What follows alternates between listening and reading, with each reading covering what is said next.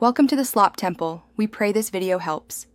You start by powering on and going straight to the BIOS using F2 or F12. Do it now.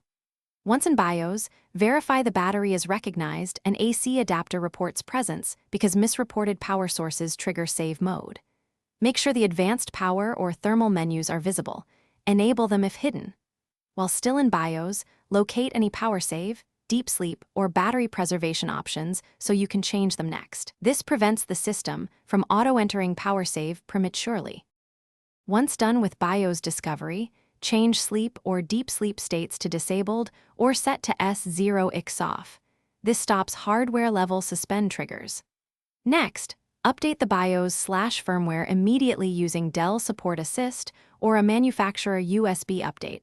Outdated firmware often misreports sensors. Then adjust battery preservation thresholds and disable aggressive 1% shutdown behaviors in both BIOS and Windows power options so the system won't cut power based on faulty readings.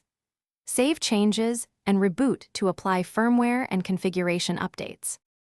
To finish, boot into Windows and test behavior. Use safe mode if needed to rule out drivers. Run Dell diagnostics for battery, AC adapter, and thermal sensors. These pinpoint misreporting hardware.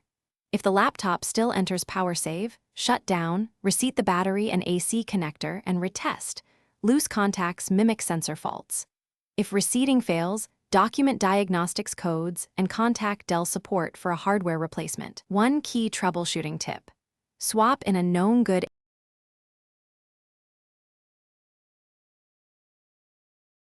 Thanks for watching. Consider subscribing if we helped you.